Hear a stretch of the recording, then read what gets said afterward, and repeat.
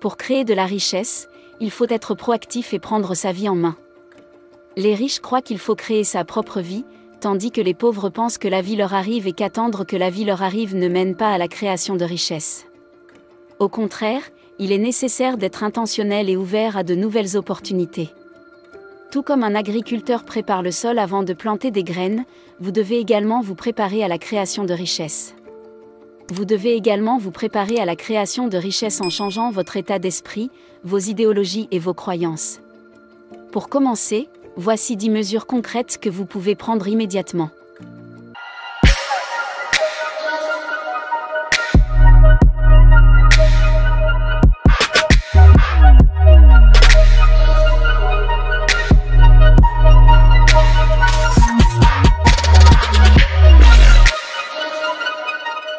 Premièrement, dépensez judicieusement pour créer de la richesse.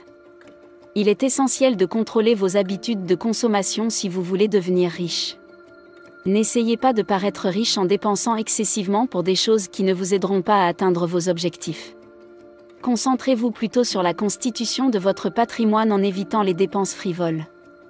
Vous pouvez toujours vous faire plaisir de temps en temps après avoir atteint un objectif ou accompli une tâche, mais n'en faites pas une habitude.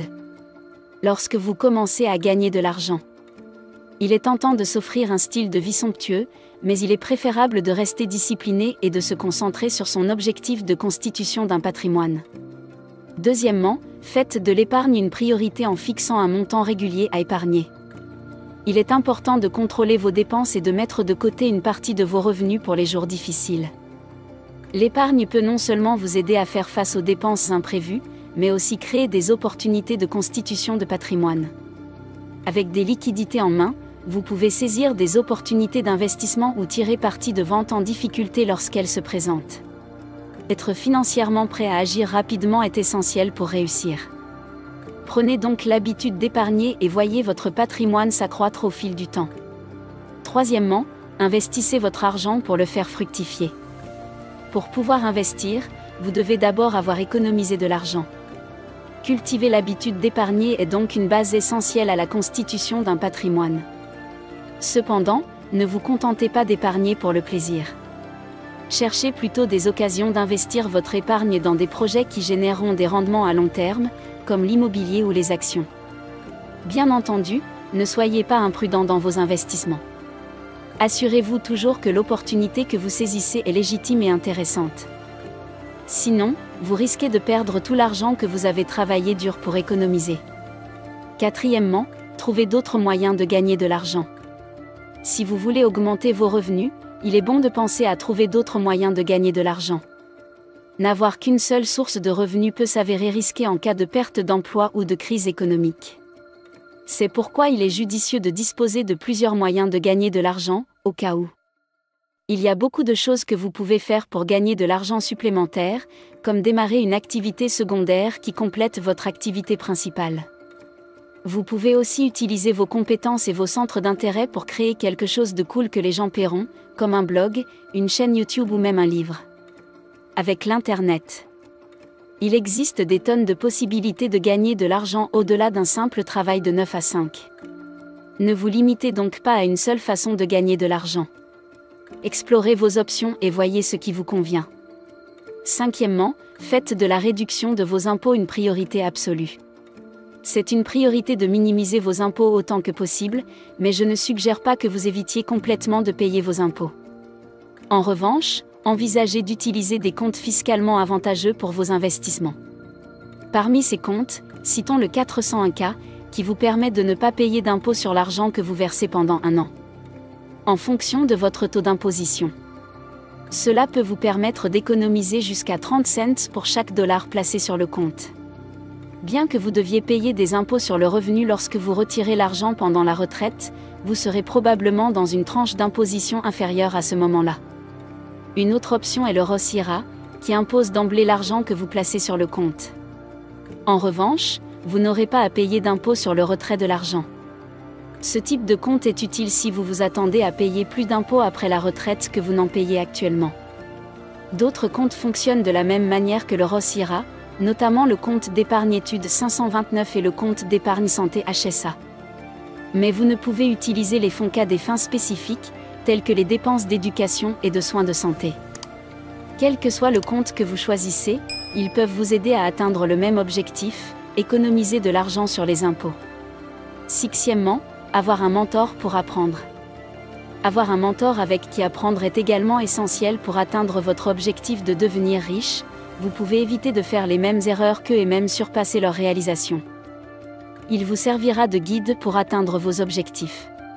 Bien que la richesse puisse être atteinte par n'importe qui, seul un petit nombre d'individus parvient à entrer dans le club des milliardaires, car cela exige des efforts délibérés et concentrés, ainsi qu'une discipline inébranlable.